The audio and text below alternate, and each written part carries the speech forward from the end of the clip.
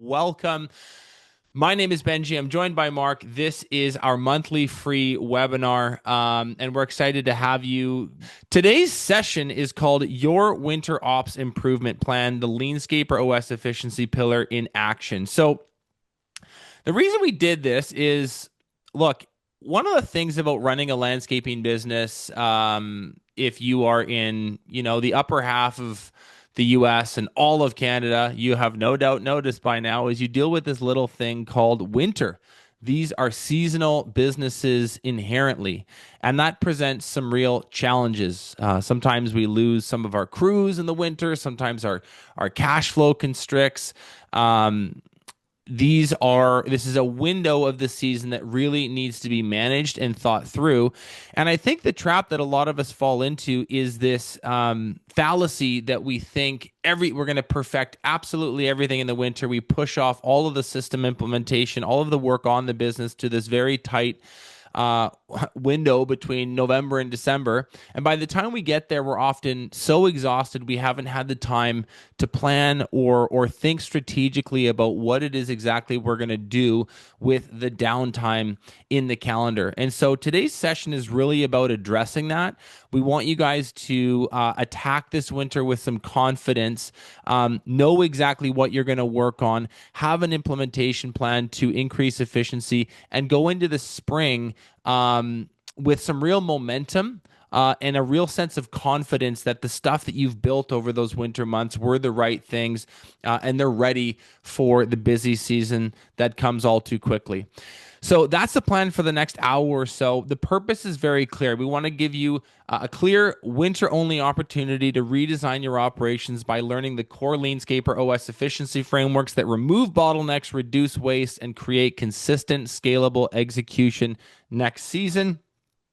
The outcomes for this session, if we can just go down on the vibe there, Christian, the outcomes will be you leave with a simple, actionable winter plan to remove bottlenecks, cut waste, and improve efficiency using the LeanScaper OS framework. And you walk away with actionable models and SOP priorities you can deploy immediately. So that is what I promised you over the next hour. Agenda is very simple. We're going to do some intros. I know a lot of you were on the accelerator program, so you know us already, but there's a bunch of you who aren't. So we'll introduce ourselves. We'll talk a little bit about why this topic matters. I mentioned it earlier, but Mark's going to expand on that. We'll go through the challenges and roadblocks. What makes systemizing your business in the winter so hard? And then we're going to talk about the solutions. We've got some Lana prompts we'll teach you along the way. We got some frameworks we're going to show you. Then we'll get to Q&A towards the end. So that's the plan for the next little bit. Okay, who are we? My name is Benji. I'm joined by Mark, who's somewhere on screen here. He can wave. I'm the EVP of Community Growth. Mark's the founder. My job here is to build, produce, release, distribute content that the internet likes and gets value out of. And Mark is the founder behind LeanScaper. So Mark, you've been quietly sitting there off to the side for a minute. I think it's time to introduce yourself. Who are you? What do you do here? Welcome, everybody. Thank you for joining. I am the founder here at LeanScaper. We started the company to help others figure out how to get more systemized and how to adopt AI to really systemize the business and really, I guess, eliminate the bottlenecks that I think typically end up really holding us back. Not just holding back the owners, but holding back all of the leaders and everybody that works in the industry. I think we're plagued with waste. I think there's a lot of moving parts in the landscape business, and I really do believe that it is all systemizable. I've spent my entire career working on systemizing landscape businesses, whether it was growing my own top 100 company, building software for the industry with LMN, or coaching other contractors and businesses around North America. So really what we're going to talk about today is how I've managed to do that. Cool. Thank you. So we covered the mission there. The other, I think, framing idea for this session is to introduce to you guys the LeanScaper operating system. So we here at LeanScaper have developed what we think is the best OS for a landscaper to grow their business on. And if you're in the accelerator program, you learn about this all the time. But for those of you not an accelerator, it's worth mentioning here at the beginning, right? There's four main pillars: finance, people, customer, operations. There's a whole bunch of systems and processes and people and org design that goes into building out all four of these pillars into your company. And that's really what we work on fundamentally here at LeanScaper, whether we're doing it through LeanScaper AI, our tool, whether we're doing it through the accelerator program, whether you're doing it with an advisor. The end goal is to have your system run or have your business run on the LeanScaper operating system. And so today's session, what we're doing is kind of carving out and zooming in. If we can go to the right here, we're really focused on operations today. And so I show you this bigger system to say, hey, there's a lot more where this came from. You know, if you like what we talk about today, you should probably check out Accelerator, visit our website, follow us on socials. We talk about this stuff all the time. And this subject matter that we're going into comes from a much larger library, a larger corpus of work, a bigger operating system that it fits within. Now, there's one other sort of housekeeping item here at the outset, which is I want to mention LeanScaper AI. If you're not on this yet, this is our free tool. You can set this up in a second. As we go through this today, there's going to be a number of examples and prompts and little mini exercises that you can do along the way. So if you want to get the most out of this, my advice to you would be to go to leanscaper.ai, make a free account. All you have to do is enter an email and password. If you're already a G Suite user, you can create an account with one click. If you can scroll down here, Christian, you see a few pictures here. That's what the login screen is going to look like. It takes literally 30 seconds. It'll ask you to verify your email. You click that link, and then it's going to ask you three questions about your business. You can literally have this thing set up before Mark moves off the next slide. So if you want to do the exercises along the way, I would encourage you to get on the product and start playing around with it. And we're going to show you how over the next little bit. Without further ado, Mark, let's dive in and begin setting up this topic and talk to us about the compression triangle here. Over the years, growing my own landscape business, what I really tried to focus on was spending as much time in the slower season, which, you know, the winter is typically a little bit slower. Oftentimes people are doing snow removal or continuing to do project work, but it is typically a little bit slower for the founders, for the management team. And so it makes a little bit more of an opportunity to work on the business and really refine the systems. The other thing, which I think is really nice, most businesses that are not seasonal or don't have any seasonal nature don't get this opportunity. So they kind of have to build their systems while they're under load. And I think that's valuable as well. But when we think about these next 3 months ahead, when we think about December, January, February, whatever we do during this time of year is really going to set us up for a good or bad year next year. And this is why I've always been such a big fan of budgeting in the fall. And for many years, Mike and I would go all over North America and teach budgeting courses with a lot of landscapers. And generally, the reason that I feel it's so important to get that budget done in October or November is to set ourselves up for this season of where we can actually make the plays that we need to make during December, January, February, so that we are the company that we want to be in the following year. Now, the budget tells us whether or not we can afford it. That is a big key component. You can't really start building systems and implementing all kinds of improvements if you're afraid that you can't afford it. And the budget kind of tells you that you will be able to afford it or you won't. And I think oftentimes us founders that start up landscape businesses don't have business degrees. And so you kind of think about what you can afford or what you need to do based on your bank account, where you're at the moment. And during the winter, oftentimes things are a little slim. So you're not really in the mood to start building new systems and investing heavily in the business. And so I think what ends up happening a lot of time is the winter kind of goes by and we're back into the next season doing things the same way we always did, with the same people, the same systems, same equipment, same marketing, and things just don't really change. And I think it starts to feel a little bit monotonous, and I think there is a way to change that.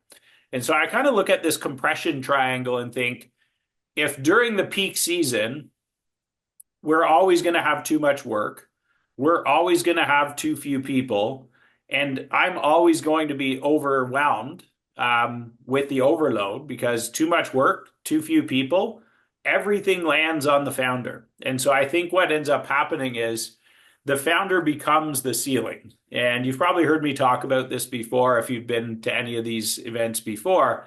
I really think the founder ceiling is the problem in most businesses. And the easiest way to get around it is to seek some mentorship. And usually, what that mentorship is going to help with is building systems. And so I think it's great to get coaches, and we've got a whole team of advisors here if you need any help.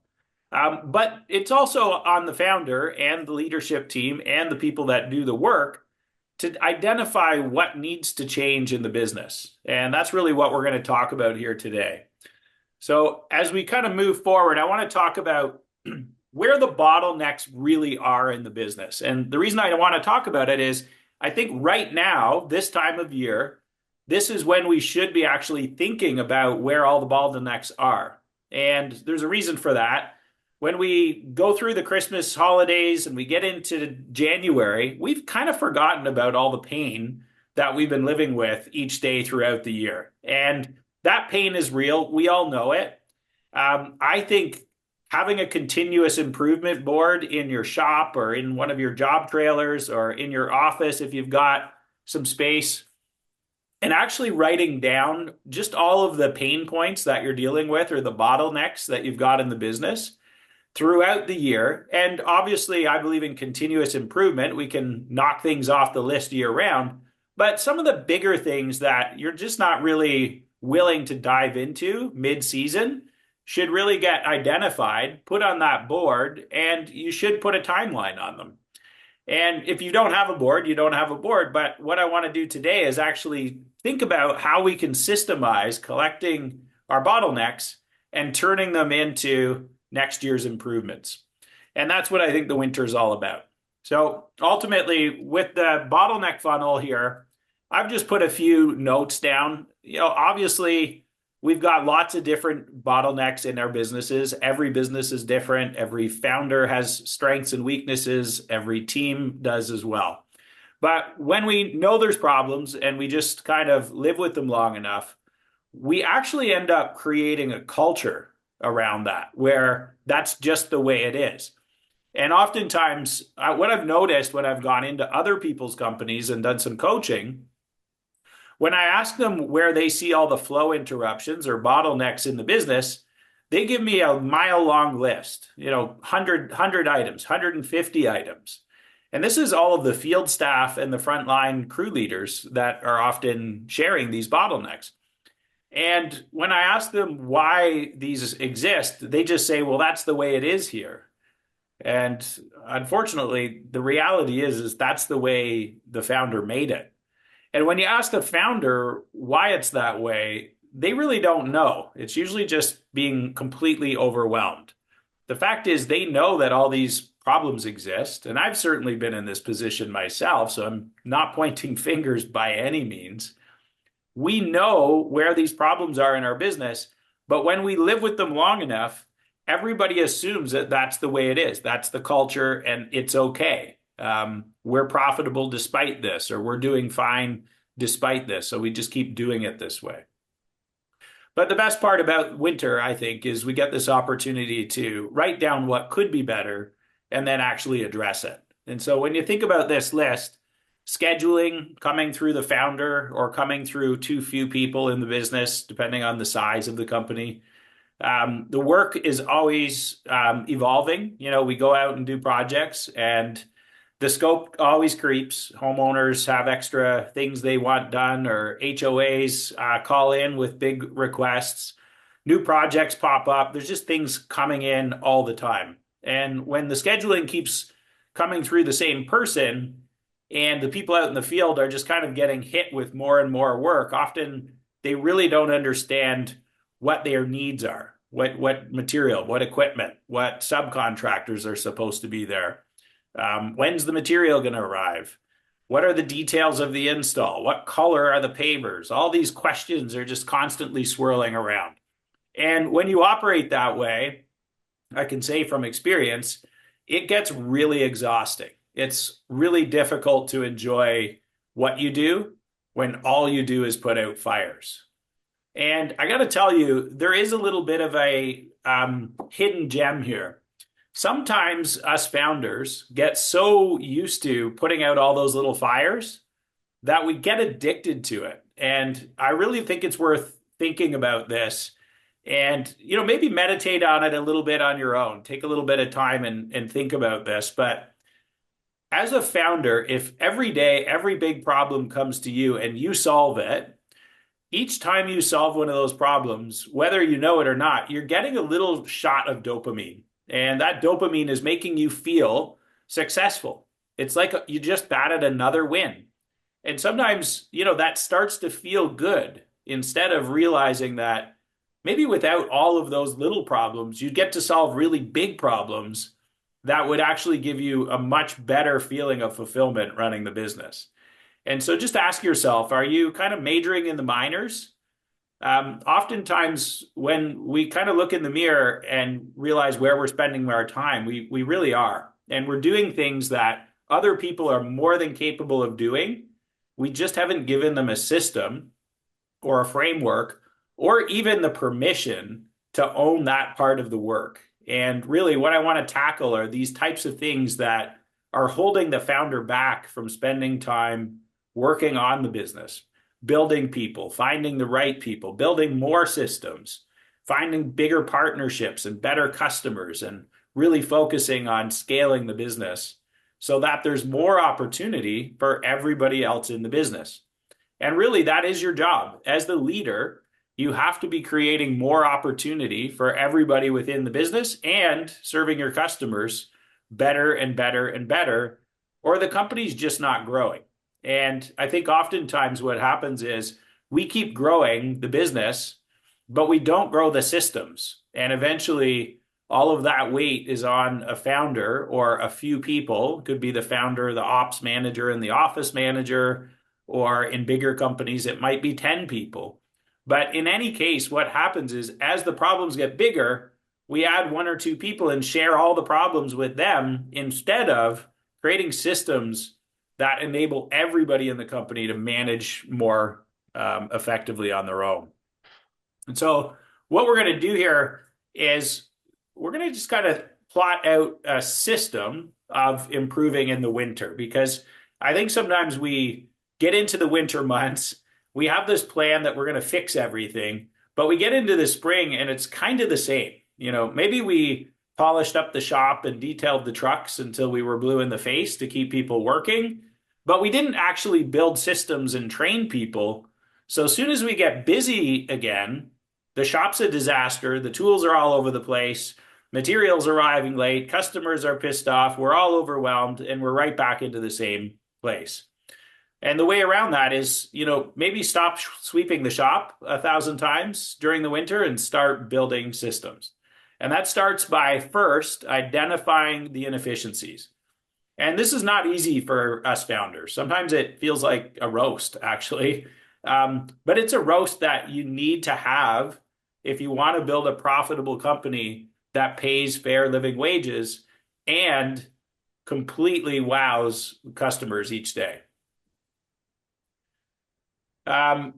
First step being identify the inefficiencies. My big suggestion here is hold an all hands meeting with everybody in the company and start to write them down. And you might find you end up with a couple hundred bullet points, which is great. You don't have to tackle them all at once. Once you've got the big list, you can merge things, combine them, and try to minimize that list.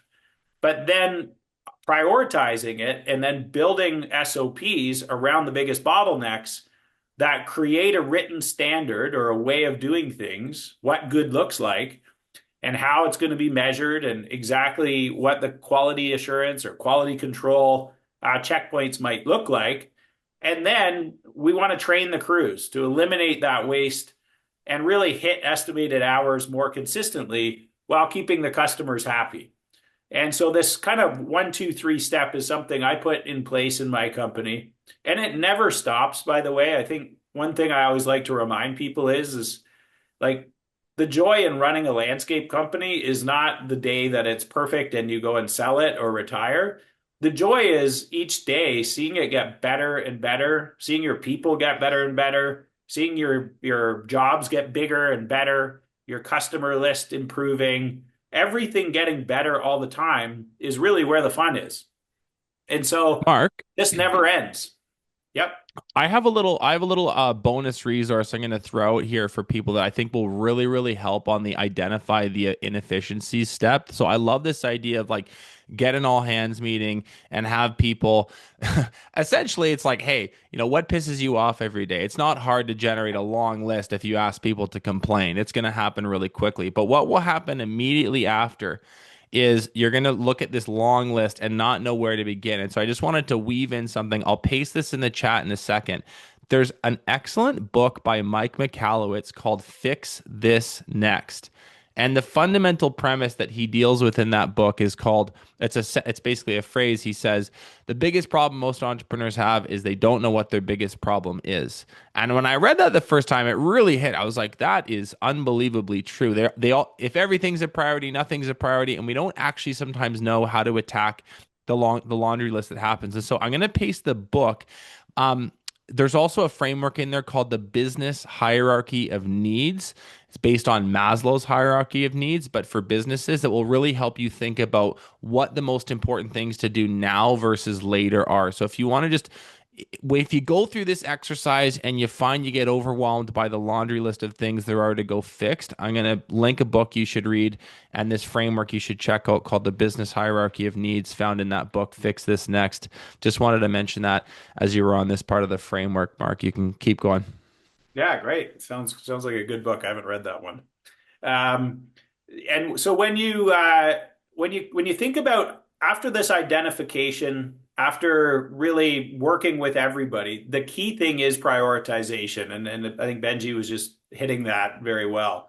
When we've got a list of 100 things, what we have to do is focus on those that are going to have the biggest impact. And so I think as we really go and think about first off, what should be on the list and how to prioritize it, it's good to start to categorize waste and I think teach people what waste looks like. So, as part of a continuous improvement meeting, before even asking people to list all the waste in the company, I would create a quick training of the 8 types of waste and just talk through with everybody what the 8 types of waste are. Now, overproduction, this one is widely a problem, I would say, whether it's grass cutting, trimming, laying pavers, excavation. Oftentimes, we just end up doing more than we need to, whether we're overcutting and overlapping our lines too much with the mower, or we're trimming the same spot 3 times with the trimmer, or we're digging 4 inches deeper than we need to because we didn't set up a laser level when we're excavating a driveway or a patio. This overproduction costs an incredible amount of money. It's important to note that the average revenue per hour when we fully load our labor, material, and equipment is in maintenance somewhere around $100 to $120 an hour. And in construction, it's around $160 to $250 an hour on average industry wide.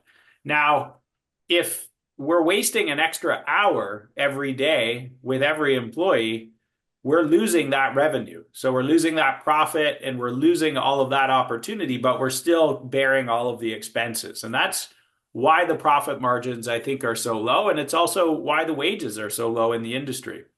And so when we really start to think about overproduction, and then we think about waiting, that's waiting for directions, waiting for materials, waiting for equipment, waiting for information. What does this customer actually want? Oftentimes, they're changing their mind while they're working. There's just so many scenarios that pop up.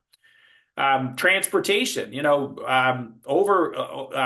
moving things twice, not moving enough material and going back to the supplier midday, not or shipping too much material and having to put it back on the truck and take it back at the end of the day, or just not having very efficient routes, having way too much time on the road or windshield time between stops on a maintenance route. So this transportation time is real, and we've got waste everywhere when we start to look at transportation. Over processing, this is, very similar. We're just doing things that we don't need to do. It could be too much paperwork. It could be spending way too much time with too many steps in a process.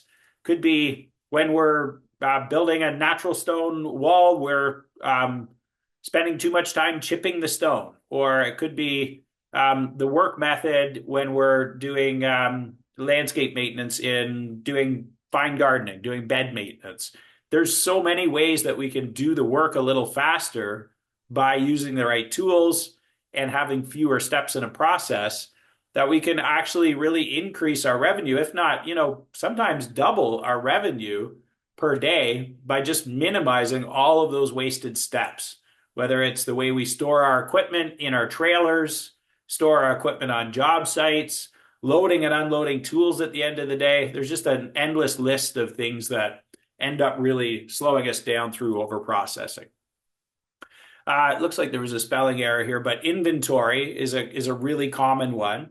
When we've got inventory at our shop, at our yard, and we're moving things around 3 times, 4 times, 5, oftentimes we're spending more time on or more cost moving things around and managing inventory than it was worth on the savings. And I see this a lot when people start to build shops and yards and they want to hold all their materials.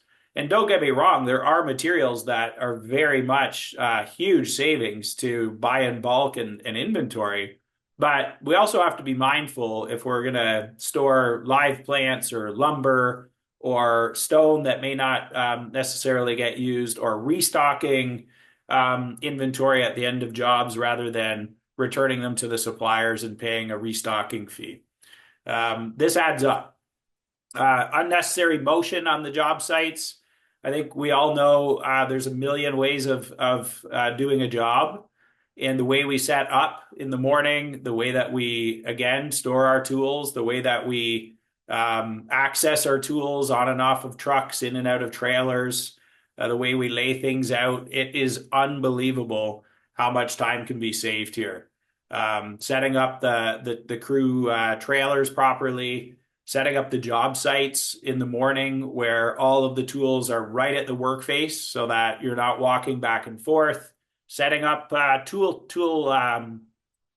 skids to move things around faster on jobs. There's just so many ways to save time here. Then, of course, defects. What is the cost of not training the staff? When we've got jobs that are happening, when we've got all kinds of very, very skilled work happening with unskilled people that have not had any training.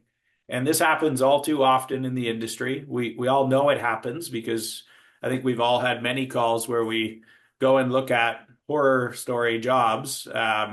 I think it's getting better than it was years ago, but it is still a problem. 1 step forward, 2 steps back. Watching crews do jobs 3 times before they even finish the job. And even then, it's not really at the standard it should be. And often just because there's not standard operating procedures, there's no skills training in place, and there isn't enough on the job training happening either. So defects are largely a result of a lack of skills, but there's also times when there's defects because we didn't get the right instructions. We didn't get the right scope. We didn't get the right installation details. And we make mistakes because we just didn't have information. And then a big one I really believe is always a problem. And this one never fails to stop surprising me. Underutilized talent. When we don't ask people enough questions, when we don't take enough input from everyone around us, and we assume they don't know, and we assume that we know best, we really do miss the biggest opportunities. Many minds make light work. And I think creating more daily meetings, kickoff meetings in the morning, meeting after morning break, after lunch, afternoon break, and at the end of the day, quick meetings on your feet, just like, here's what we're going to do. Here's our target. Here's how we're going to do it. Anybody have any ideas, questions, concerns? These short meetings really change the way that you work. And you end up getting many, many great ideas from sometimes the people that you'd least expect it from. Could be the person that just started, or maybe somebody that is 3 months into an apprenticeship comes up with the best idea out of, 3 or 4 really seasoned people. Sometimes fresh eyes and different experience is really where all the opportunity lies. And so again, using this list, I think it really walking through this and talking about them each creates a lot better engagement from the group. If you just say, where's all of our waste? You'll get some answers and you'll get the thing that pisses people off the most, as Benji said earlier. But when you categorize it like this and you prompt them and give them some sort of leading questions and act more like, I would say, the moderator as opposed to the dictator, what ends up happening is everybody really gets involved in talking about the waste. And then you get this amazing opportunity to build this list that I was talking about earlier. And ultimately, when we go out to do the work, we want to find ways to make all of these things run smoother in the future. So we've got our big list of things that we want to fix.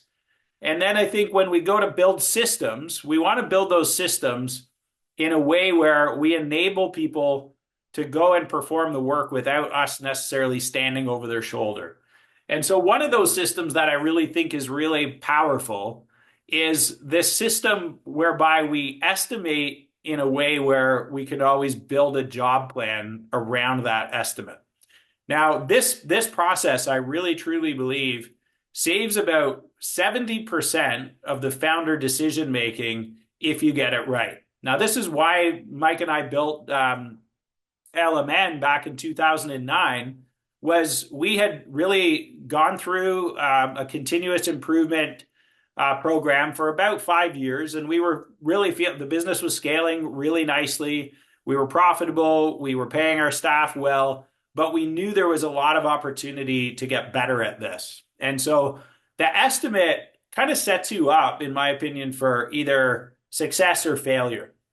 The estimate should tell us exactly what we're going to need for people on a crew or skills, what equipment we're going to need, what materials we're going to need.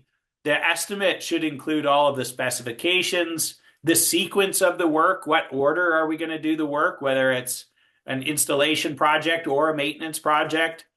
The schedule can be very easily built once we have an estimate, because when we know how long the job's going to take in hours, and we know how many people are going to be there, and we know when we've got subs coming in, and we know all of these factors, we can build a timeline when we can sequence a job and figure which crews need to be there in which order and how long each task takes. We can get really good at scheduling. And once we've got a schedule, then and only then, I think, can we really set targets. Now, the estimate tells us how many hours the job should take, but I think, the schedule also tells us how many days we have to get it done, because estimated versus actual hours is a really powerful piece of data that enables people to know what good looks like and how to measure progress. But if we miss the schedule, or if we get the schedule out of whack and we end up with subs coming in on top of our crews or multiple subs there at the same time, we can still end up really missing the mark on the profitability, because we've done the job in an inefficient way, which ends up oftentimes delaying the project hours. So we want to kind of match the estimated versus actual hours up with that schedule and that sequencing plan to make sure that when we build a job, it goes exactly according to plan. And this is why I think this system is so powerful, because when we look deeply at the estimate and the job plan, when we identify all those 8 types of waste that we were just talking about, it helps us decide what SOPs are needed to support the job plan. Because simply having a plan is one thing, But making sure we have systems that enable other people to run the plan, I think really matters. And this is where we want to look at really thinking about how we're going to go about. Sorry, I'm just making an adjustment on screen. How we're going to go about prioritizing which SOPs to build, and really, I think making sure we have the right SOPs.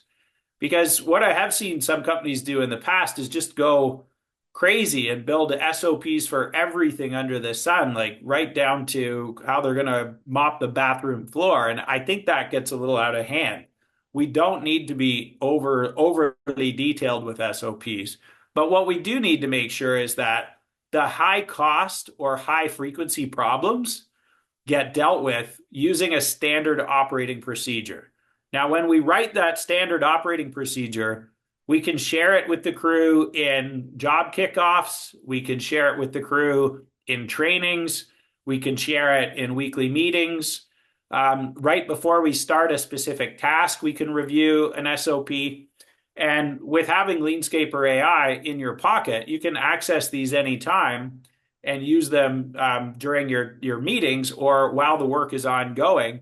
But most importantly is when you document these things and you make them available and you build them right into your job plans and they're accessible right into your job plans, you're creating a standard that everybody can follow and truly understand what the founder expects or what the management team expects in their absence. And this way, there's fewer questions and other people get to work independently and do higher value work and really relieve the founders and the leaders in a way where they get to go and focus on solving bigger problems. Because most of the things that founders waste their time on each day are not things that anybody else in the company are not capable of doing. I always say this, we're all just average people.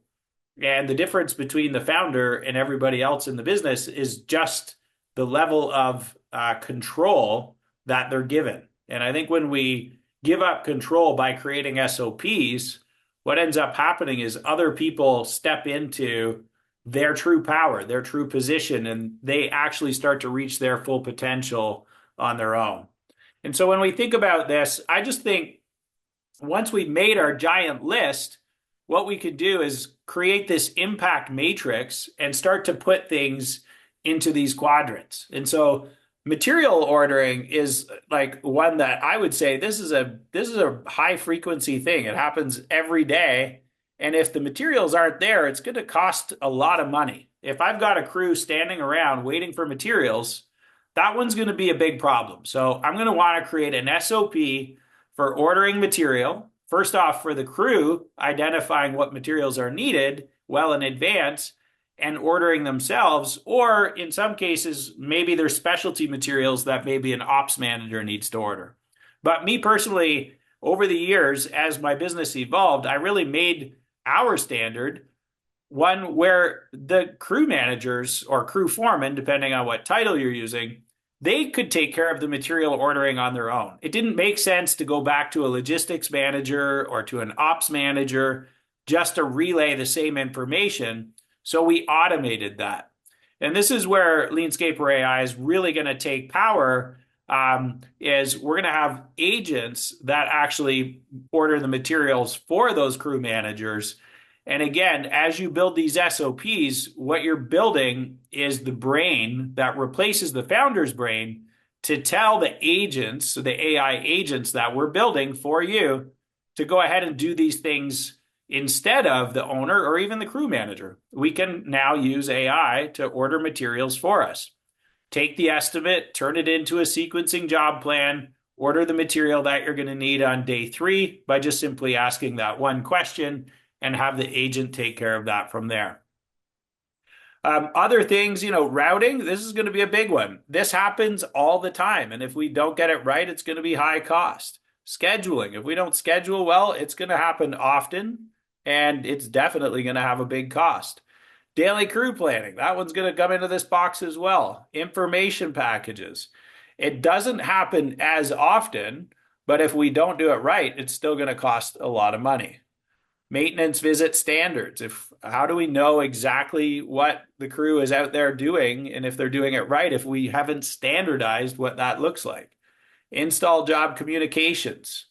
It happens somewhat frequently. It's happening daily. And if they're not really doing it well, it's going to end up with a big cost. Job kickoff meetings, lower frequency, but if we don't do them right, it's going to be a high cost. Equipment allocation, less frequent, but if we don't get it right, it's going to have a high cost. Subcontractor coordination, it's probably pretty frequent and pretty high cost. And so when I start to build out my matrix, this helps me identify where I should start building SOPs first. And when I start looking at it this way, I feel like what happens is we start kind of biting off the things that are really taking up most of our time each day, whether it's the crew manager, the ops manager, the office manager, or the founder. The more of these systems that are being utilized by more people, the less time being spent by the leadership team. And so things start moving a lot faster because there's fewer bottlenecks.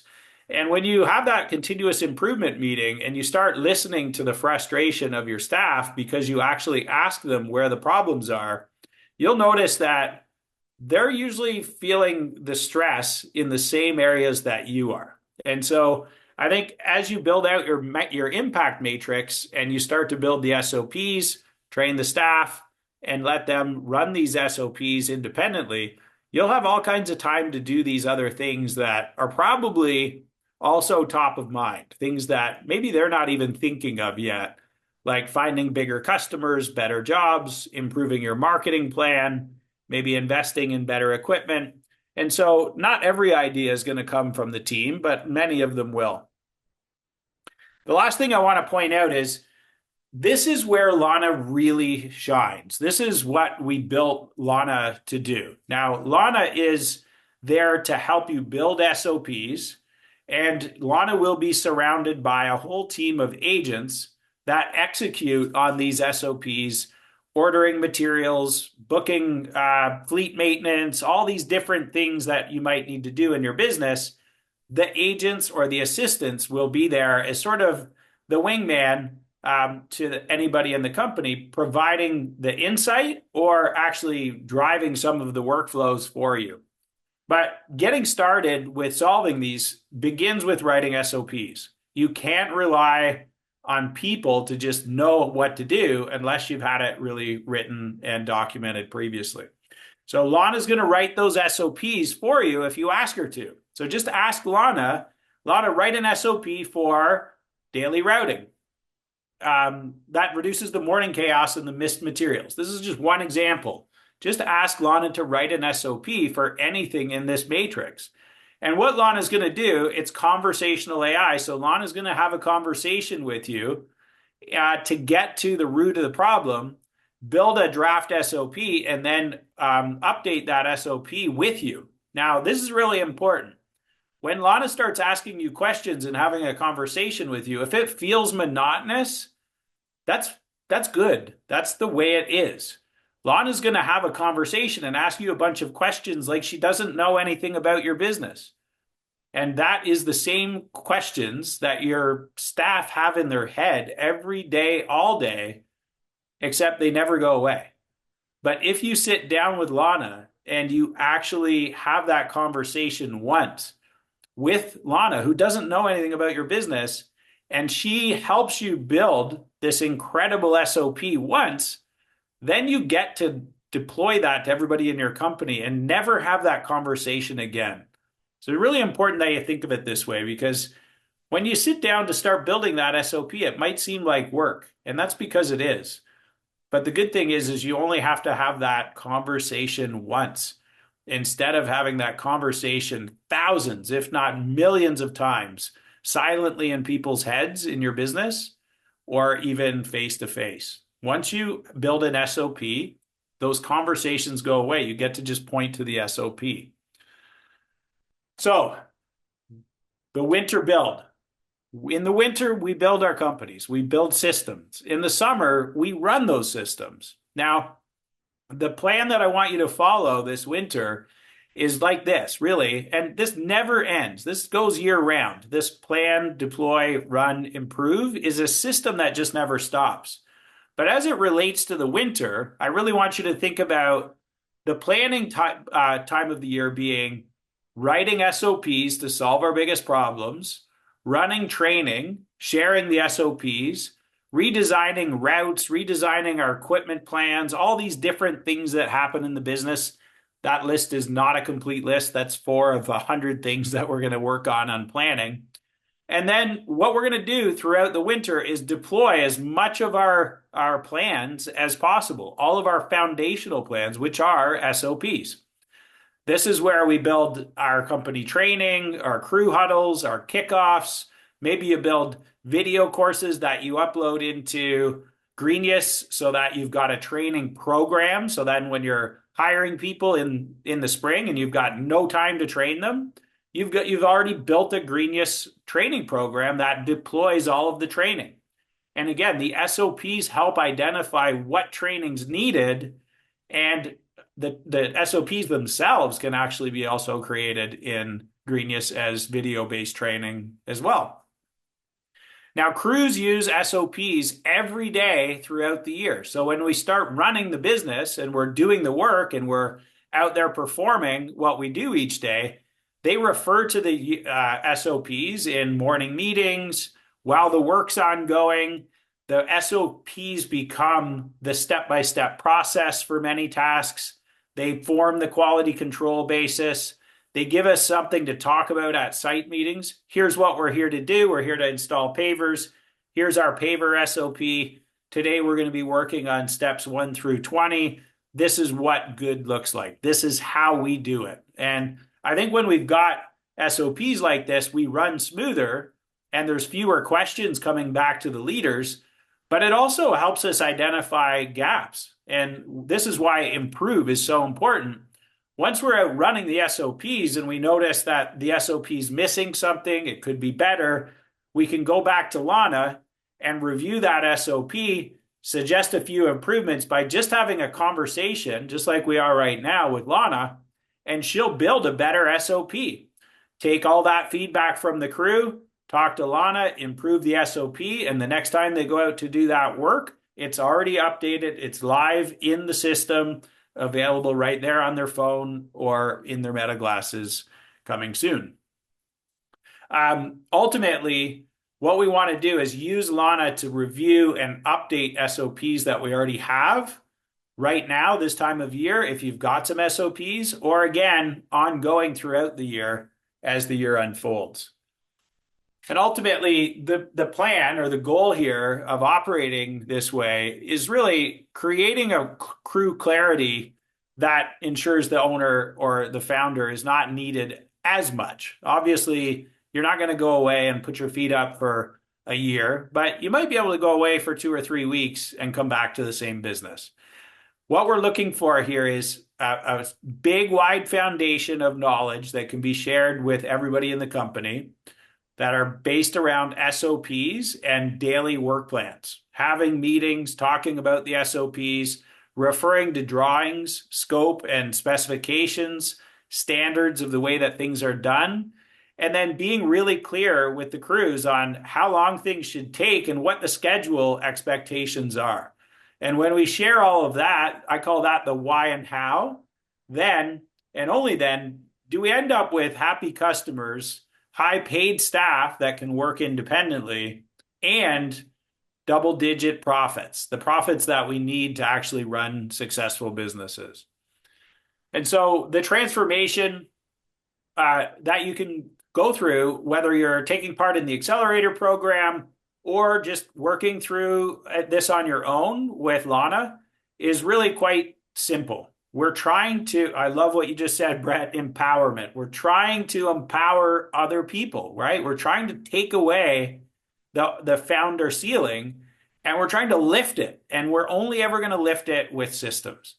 So the founder ceiling looks like the left, right? Questions all day, phone calls, emails, phones never stops ringing, constant fires. Nobody knows where they're going, what they're doing, how to do it. The crews are just lost and they're very frustrated. And so are the founders. And when we actually focus on fixing our biggest problems with systems and training, we end up with this completely different company. SOPs are running 80% of the work. The schedule's clear. Other people can run schedule. Crews can order materials. Crews know what materials and equipment they need. All these things are happening in the business, and the founder ends up focusing on the right things, finding better people, growing the people that are already in the company, finding better customers, improving the customer satisfaction so we keep our customers, and really doing this type of work, the work we're talking about here today, more often. So I'm going to leave you with a very basic roadmap. And this 90-day ops improvement plan has worked wonders for me. Building a top 100 company is not easy. I would say mine was never perfect. And if anybody tells you theirs is, I think they're full of it. It is always getting better. And this little 90-day ops improvement plan for me, this time of year always worked really well. Spending some time in January, February, and March, or December, January, and February, depending on what part of the country you're in. Your winter, there's about 3 months where we really have this opportunity to solve these problems. So first, identify all the bottlenecks and priorities, hold group meetings, team meetings, company-wide meetings. I like to call those CI meetings here at LeanScaper, which are continuous improvement meetings. Then in month 2, really build out the SOPs. Now, I'm not saying not to start in month 1, but make sure they're all built in month 2. Make sure that we've hit the big ones, the things that are really holding us back. Make sure that we've got routing and scheduling all figured out, that we've got our equipment figured out, that we've got our material ordering figured out. And then in month 3, really focus on training the crew. Train the frontline staff, train the crew managers or foremen, train the middle managers that you might have. Make sure that they've got full awareness of what the SOPs look like. Make sure that then you focus on building more training for others. Whether you build that training and put it into Greenius so that when you're hiring later, you can deploy it when you're too busy to do this. We want to systemize it. So the system of actually building a training program is a great place to really focus your efforts throughout the 3 months. But definitely in month 3, make sure that the crew training is built and deployed so that throughout the year, this continues to stand up. Because without the training and without the meeting cadences, this all falls off. So again, ask Lana for some help here. Lana, help me build a 90-day ops improvement plan based on my company size, my people, and my pain point. Lana's going to have a conversation. It might feel annoying. Quite honestly, having conversations with AI is annoying sometimes because AI asks you questions as though they don't know the answers. And again, please remember, if Lana doesn't know the answer, there's a good chance your employees don't. So have that conversation in depth. Take the 20 minutes or so to go through and really build a great SOP that then saves 20 minutes for multiple people every day of the year. Think about how much money gets saved when you build these systems. Benji, I'll let you take it from here. I have just a quick question here before we transition, which is this. I'm worried, like, there's a concern about building systems in a silo this time of year. The shop is less busy. A lot of your crew might be on EI or on vacation. And I think people can get tempted. They watch a web class like this and they kind of get all fired up to go and attack a bunch of stuff. And they have this vision that when the team comes back in March, everything's going to be perfect. And we kind of know where that heads. You end up with not the best things because you're making them on your own. And frankly, you don't have the best ideas. You need your team support. What are the, like, I'm just sort of thinking out loud here. Like, if you were to have like a mini advisory group with some of your crew leads, figuring out a way to do like async input, they send you videos and give you feedback on stuff that you're building. Maybe it's like short little virtual touch points. What are your thoughts on just getting the team involved, even though they may not be in the building side by side with you the way they are the rest of the year? Yeah, I mean, it's a great call out. I think getting first off, Lana and LeanScaper AI is going to give you an insane amount of pattern recognition because thousands of companies are building SOPs. So you're going to get all kinds of great ideas on how to build the systems. But those you need to be layered over your specific business and your problem. And I think that's where Benji's going. You got to make sure you've got your people in the room because they've got the context.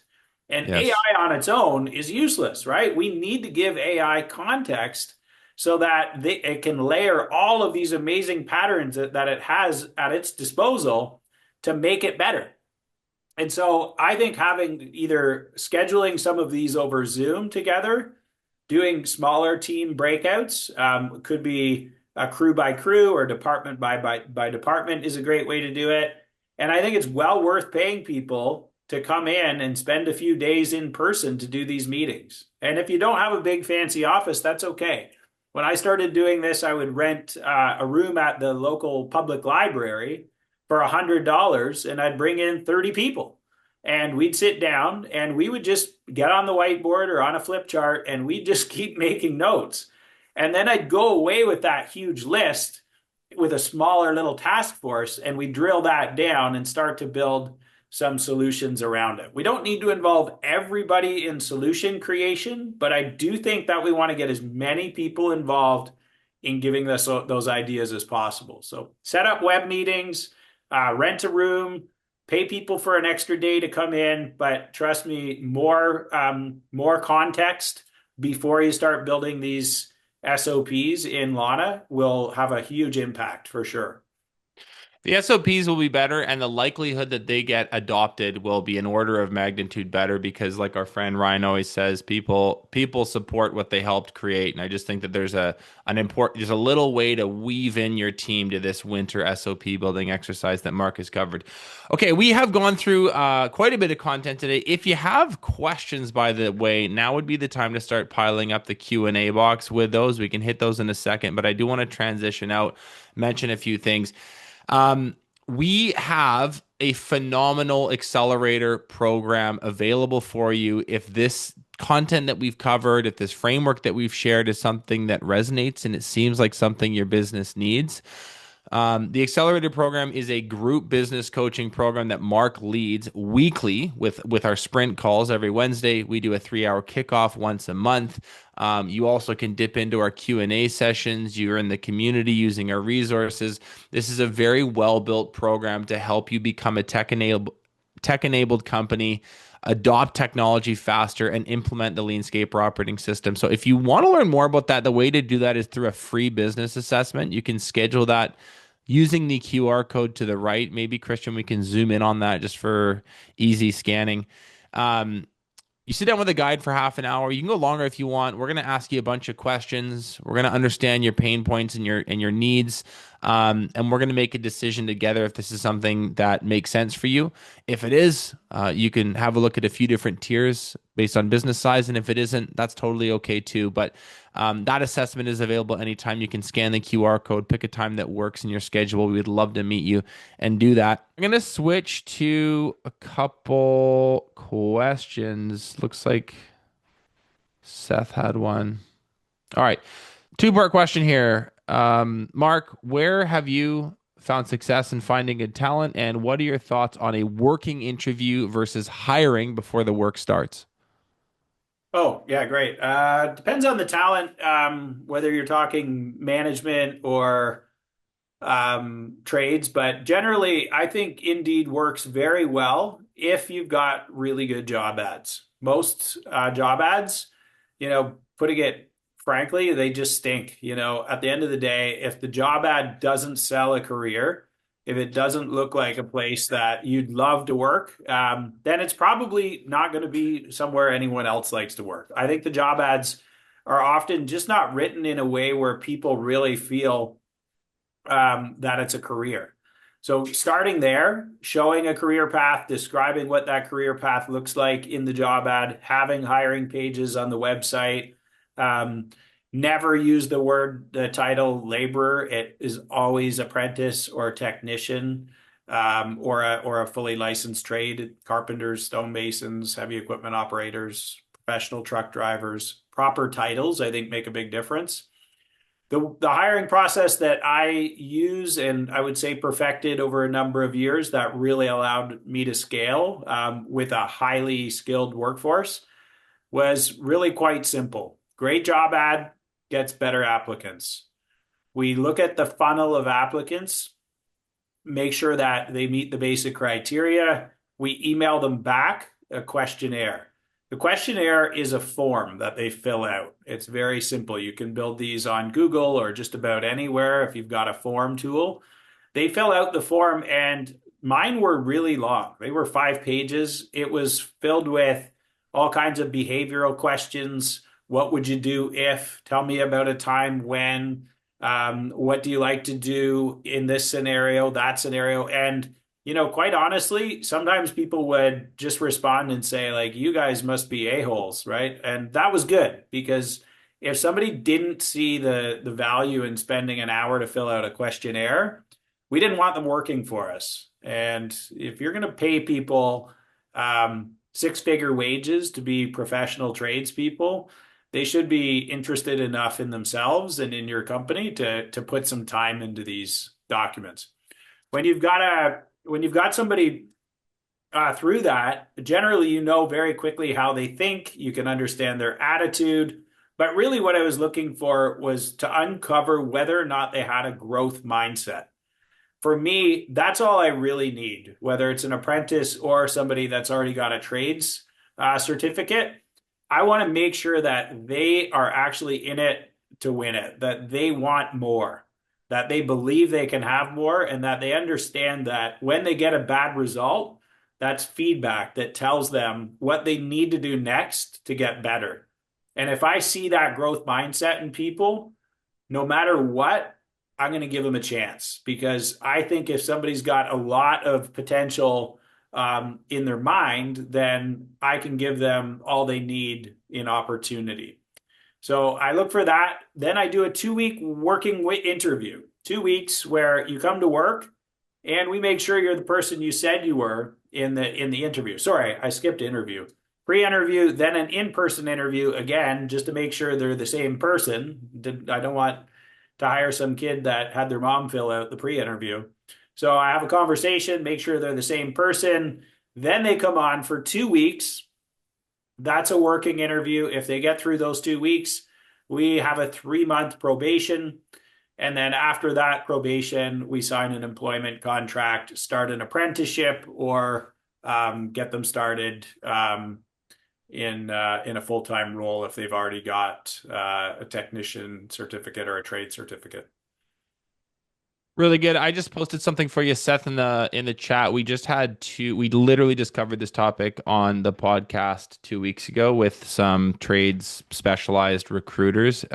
It is worth a listen. There was another question here from Casey. How do you organize all the SOPs and then roll them out in a way that doesn't overwhelm new hires? So I think the question is like, hey, if I get all this built, let's talk about kind of the deployment plan that keeps people's feet on the ground and doesn't have their head spinning. Yeah, no, it's a great question. So SOPs are not something that you make somebody read from cover to cover when you hire them.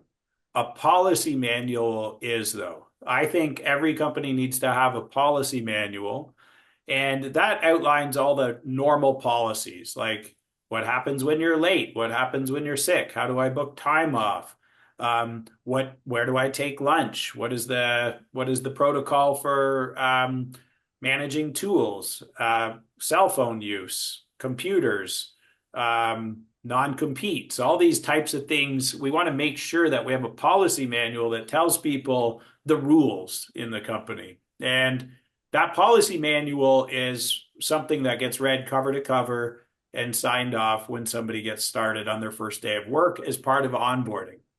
But I think what you're really talking about is an onboarding system, which again is a standard operating procedure in itself. When we hire people over a 30, 60, and 90-day period, we want to do certain things. And so our onboarding system tells us what we're going to do in the first 30 days, first 60 days, first 90 days. And we're going to introduce SOPs throughout the 90-day onboarding, not all at once. And we're going to introduce them based on their role. So if they're going to be a hardscape technician or a hardscape apprentice, we're going to start giving them access to the SOPs on the jobs they're working on with the job kickoffs and right there in the palm of their hand using LeanScaper AI. But we're going to make sure that they read through the standard operating procedures that apply to the type of work they're doing before they do it.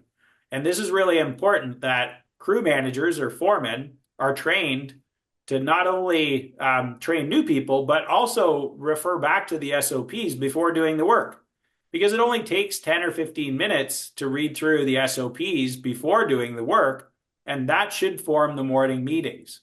And then when you have SOPs, it also identifies what training is ideally required in order to utilize that SOP.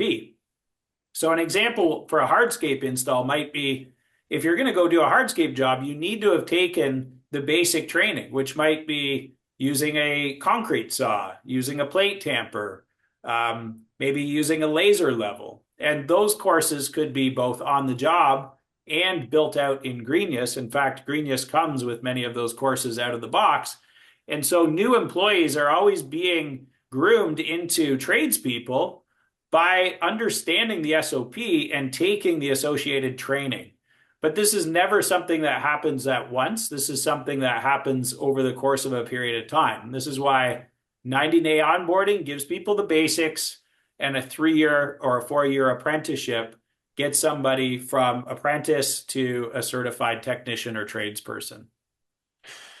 I wanted to share a thought here on the not overwhelming people and SOPs, and I think I have thought about this the wrong way for many years, which is you build all these things and then you teach them all these SOPs in a boardroom during during an onboarding session, and you train them and they hit the job site like knowing everything, which, we know that that doesn't work. Nobody learns like that. And I think during an onboarding session or an orientation day or whatever you're calling it, you cover safety, you cover org chart, you cover mission, vision, values, you cover some basics about the role. But the reality is people are applied learners. They're going to learn stuff when they need it on the job site. And that's why one of the principles, um, one of my friends, Tom Hughes, who we're going to have to get to one of our events in the future, he's written a book called Great Processes, which is how to write SOPs better. And it's GREAT. It's a framework. The A in Great Processes stands for available at the point of use. And so the best way to answer your question, how to not overwhelm people, give them enough to just get on the job site safely, and then have all the SOPs available at the point of use, meaning they're laminated on a ring card or it's on some digital tool that they can pull up in an instant by scanning a QR code, and they will learn. It's like a more just-in-time approach to learning. You can't front-end load it that much. People's brains can't absorb that quickly,